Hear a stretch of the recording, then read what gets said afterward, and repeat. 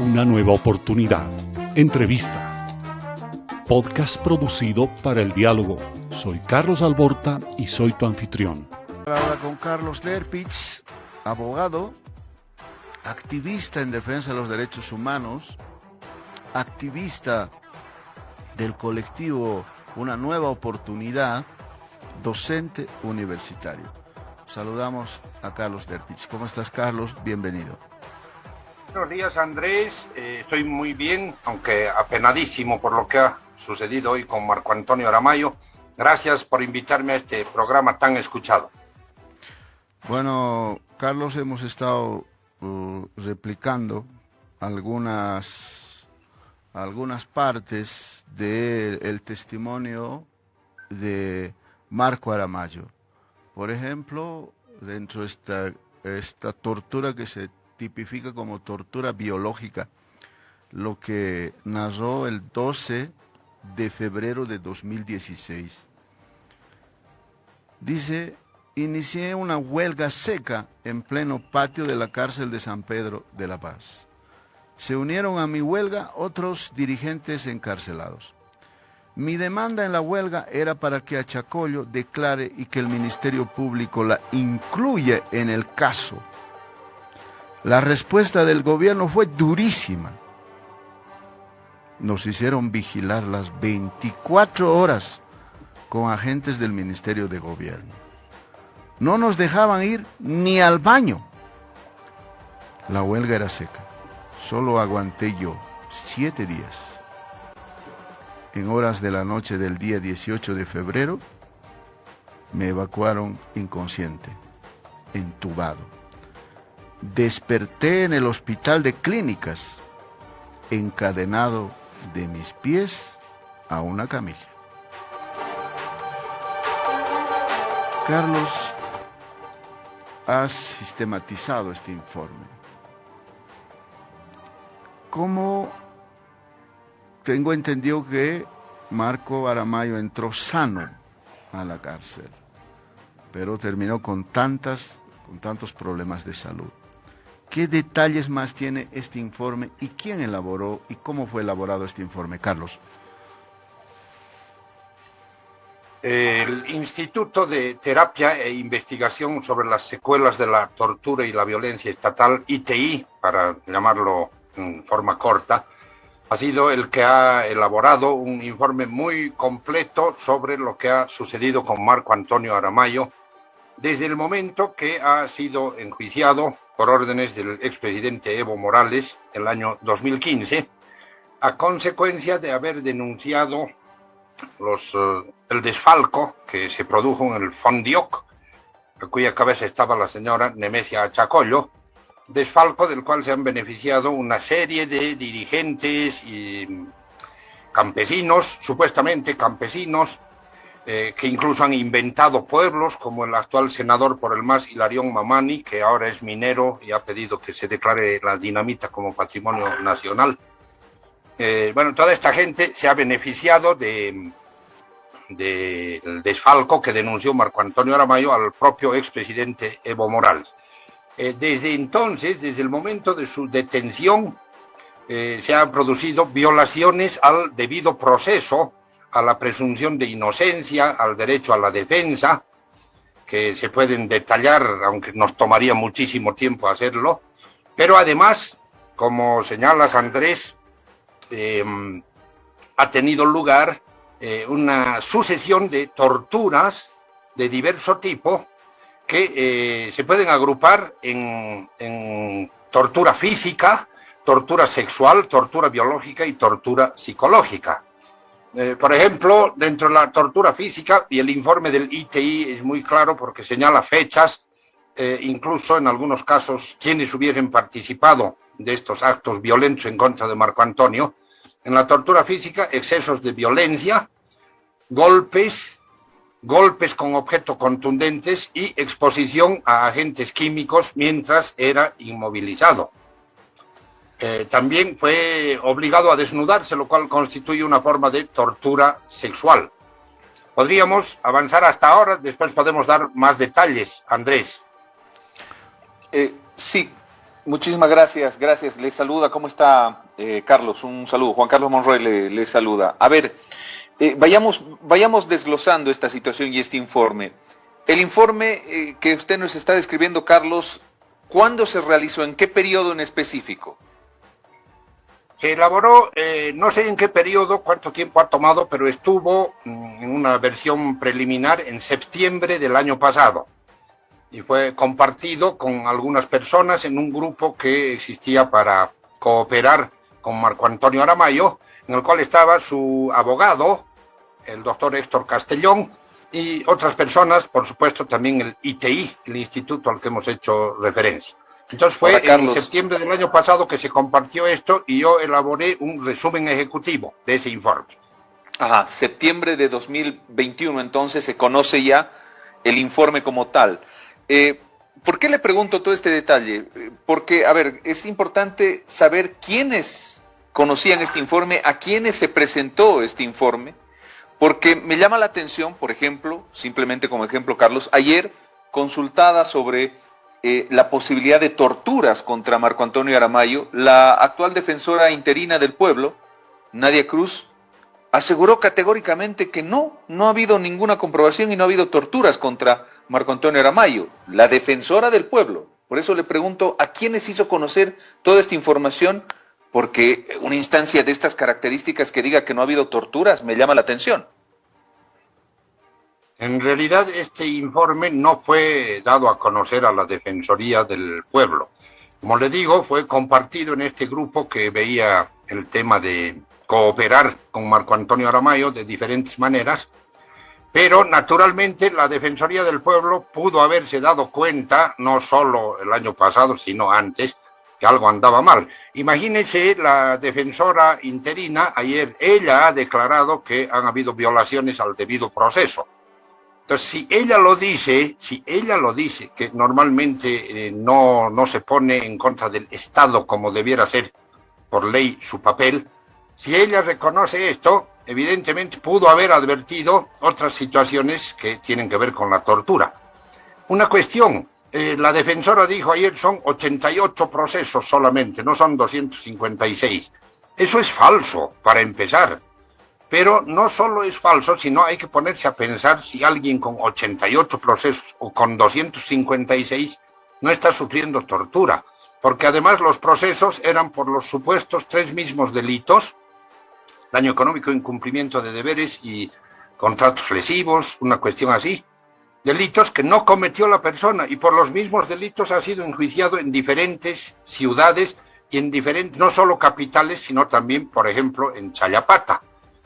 Lugares a donde era trasladado, enmanillado, en posiciones incómodas y dolorosas, lo cual ya es una forma de tortura evidente.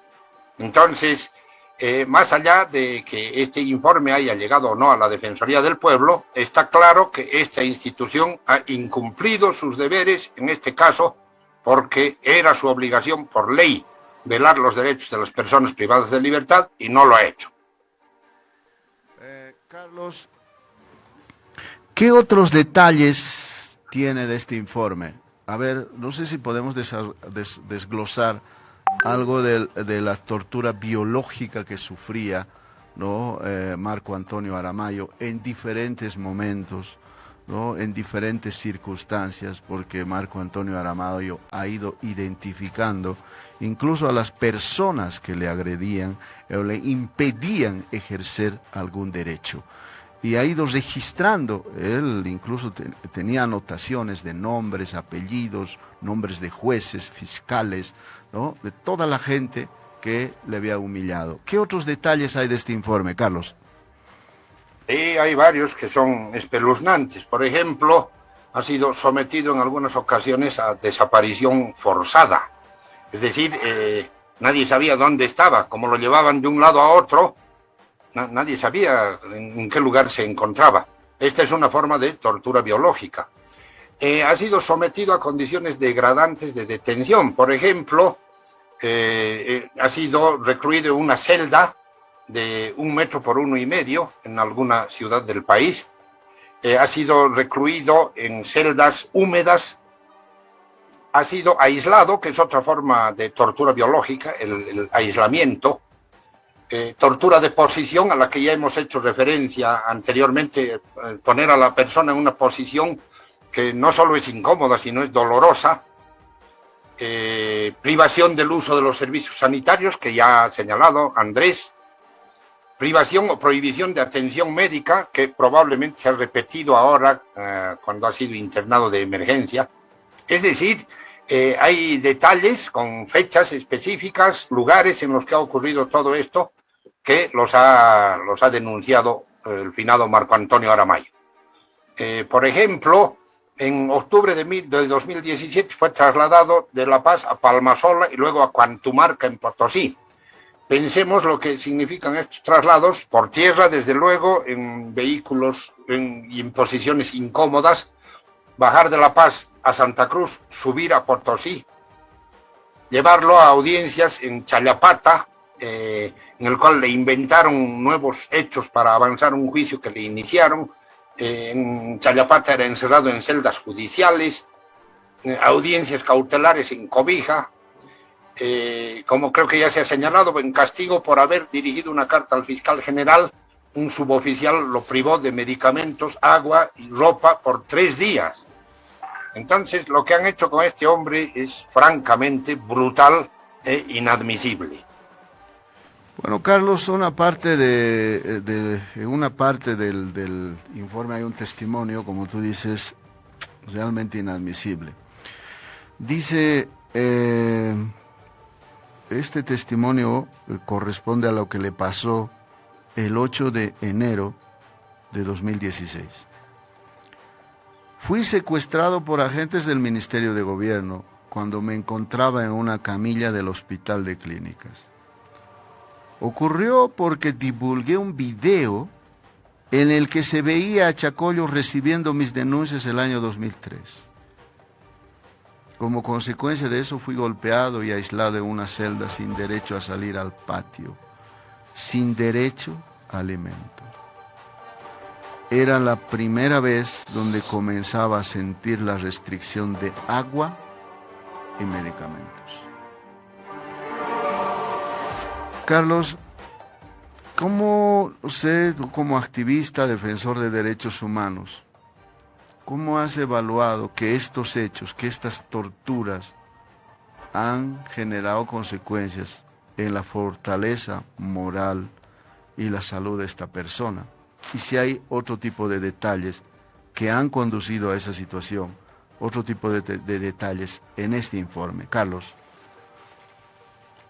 Sí, por supuesto, hay muchos detalles, como decíamos, con fechas específicas. Por ejemplo, el 14 de abril de 2016, una jueza del Beni ordena su aislamiento en la zona de contención del penal de San Pedro para garantizar su presencia en una audiencia del 15 de abril, que al final no se realiza. O sea, realmente podemos hablar de un montón de hechos que demuestran que se ha ejercido sobre él vejámenes y torturas que están tipificados en el artículo 295 del Código Penal boliviano. Sobre la forma como ha impactado esto, yo debiera decir que, por supuesto, él tenía diabetes, pero aunque no lo hubiera tenido, este tipo de maltrato, este tipo de tratos crueles e inhumanos y de torturas a las que ha sido sometido, tienen que haber ocasionado, pues, consecuencias en su cuerpo. Y en lo moral seguramente también, aunque las veces que he hablado con él, lo he visto siempre entero y dispuesto a mantener y sostener su inocencia. Él decía, no he cometido ningún delito, más bien he denunciado a los delincuentes y a las delincuentes que se han robado la plata del Fondioc, y estoy a causa de esto.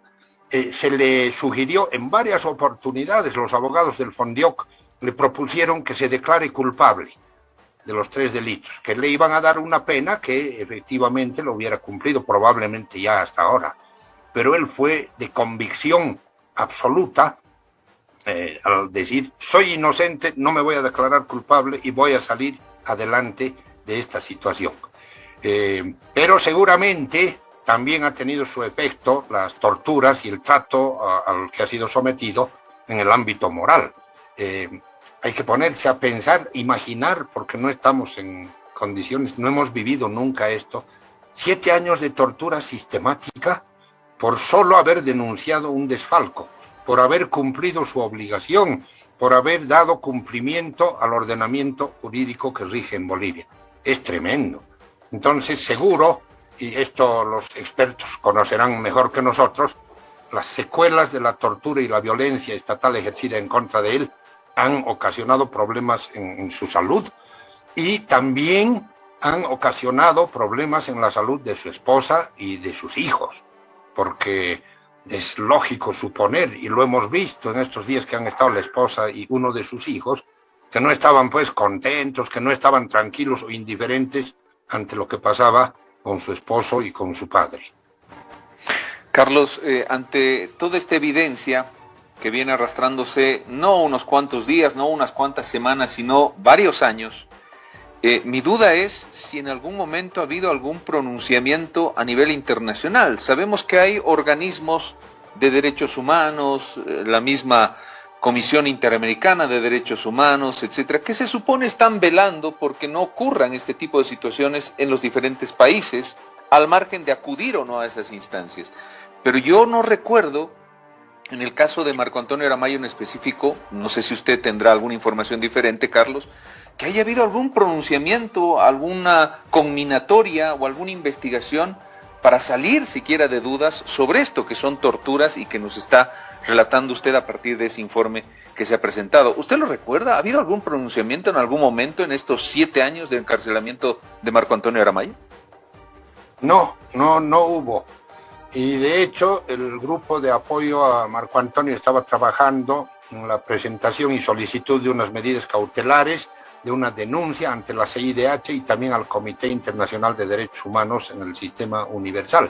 Pero, efectivamente, no hubo absolutamente nada de ninguna organización internacional. Más bien, a nivel boliviano, hay que destacar, por ejemplo, la Asamblea Permanente de Derechos Humanos de Bolivia, la plataforma Una Nueva Oportunidad, a la que pertenezco, el CONADE, y personas individuales como Andrés Gómez Vela, que ha escrito algunos artículos, la periodista Nancy Bacaflor, que ha denunciado las barbaridades que le hacían a Marco Antonio, y otras personas que escribieron artículos no solo los últimos días, ha habido uno muy bueno de Alfonso Gumucio, con anterioridad varias personas se han manifestado en favor de Marco Antonio Aramayo, pero al parecer cuando sucedía esto, como que rebrotaba la violencia estatal y era nuevamente maltratado, torturado se removían los juicios que estaban en su contra, lo llevaban de un lado para otro, seguían torturándolo. Han sido 7 años de tortura sistemática los que ha sufrido Marco Antonio Aramayo. A ver, Carlos, déjeme entender esta última parte que nos acaba de explicar.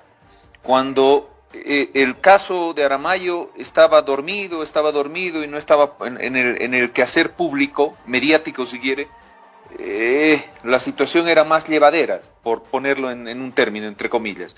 Pero cuando salían artículos, denuncias, notas periodísticas, ahí se volvía a aplicar las torturas contra Marco Antonio Aramayo, ¿eso es lo que nos dijo? Sí, exactamente. Es lo que decía el abogado Héctor Castellón cuando salía el artículo, vamos a suponer, de Andrés Gómez Vela, o de Gisela Derpich, o de cualquiera que fuese. El doctor Castellón nos comunicaba, se ha removido el juicio en Santa Cruz, o en Tarija, o en Cobija, o en Potosí, o en Chayapata, y el remover el juicio suponía que lo llevaban a audiencias en las peores condiciones que podemos imaginar, como ya hemos señalado anteriormente. Por ejemplo, en alguna ocasión lo mantuvieron en posición incómoda en medio camino 2 policías que querían sonsacarle $100 para quitarle las manillas, porque el dolor en sus manos ya era insoportable. Entonces, el remover cualquier juicio suponía no solo eso, el remover el juicio, sino que era sometido a torturas insoportables.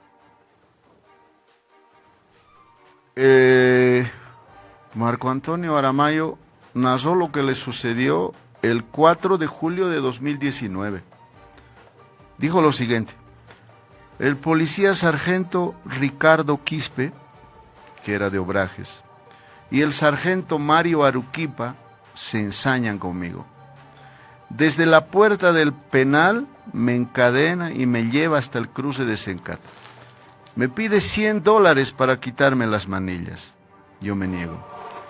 Me dice, si te plantas vas a ir encadenado. No le contesté.